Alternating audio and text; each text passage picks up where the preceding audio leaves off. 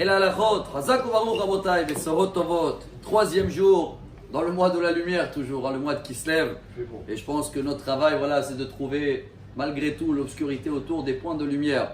Une fois, il y avait un monsieur qui rentrait chez le rabbi, une histoire qui remonte à une cinquantaine d'années, de Lubavitch, et il avait des grandes difficultés pour avancer dans la Torah, car il était en plein Teshuvah, il essaye de faire les choses bien, mais il raconte au rabbi qu'il a beaucoup des épreuves et c'est très dur pour lui. Le rabbi, il essaie de l'expliquer que Dieu ne nous a pas créés comme les anges ils écoutent Dieu à la perfection, nous on a des épreuves, mais il n'avait pas très bien compris. Et là le rabbi lui dit, c'est quoi ton hobby, on dit en anglais, hein? C'est quoi ton kiff? Il dit, moi j'adore l'omanout, l'artiste, les tableaux. Et c'est qui ton préféré? Le préféré c'est Picasso. Quel tableau? Il a fait un tableau, je ne sais pas, apparemment ça s'appelle le coucher de soleil, je ne suis pas un grand connaisseur dans ça, mais il a dessiné un moment dans la plage quand le soleil se couche et il y a des enfants avec des personnes âgées, et il raconte au rabbi que voilà, cette photo-là, dernièrement a été vendue à l'époque à 8 millions de dollars. Le rabbi l'écoute, il dit, tu imagines que si dans le même endroit où il était Picasso faire son tableau, il y avait un photographe, mais professionnel avec une très bonne caméra, et il aurait pris le même tableau, mais en photo. Ça aurait été pas beaucoup plus parfait. La mer, elle aurait été pas avec les couleurs exactes et les enfants et le coucher de soleil. Alors le jeune homme, il dit au rabbi, oui. Et combien vaut une photo comme ça? Il répond 25 cents, rien du tout.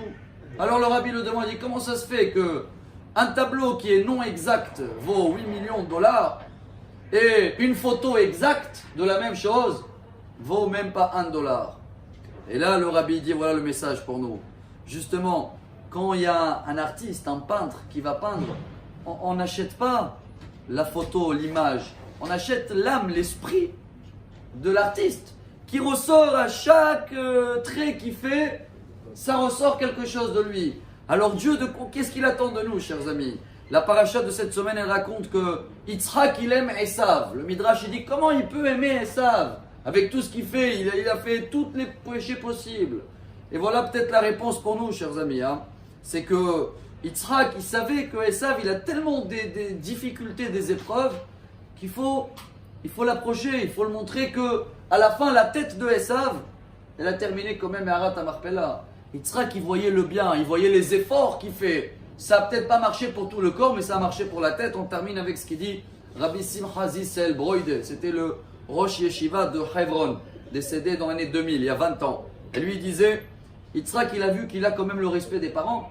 Alors voilà déjà un point lequel le rapprocher. Chacun de nous qui prend un message pour lui, que ce sera pour les enfants, ils sont une génération, aujourd'hui ils appellent génération Covid, ils parlent peut-être différemment, ils sont un peu rebelles à la maison. Mais Yitzhak, il a dit au bon Dieu, même si tes enfants, mes enfants, ils sont rebelles, je les ai jamais sortis de la maison, je les ai jamais envoyés, l'inverse.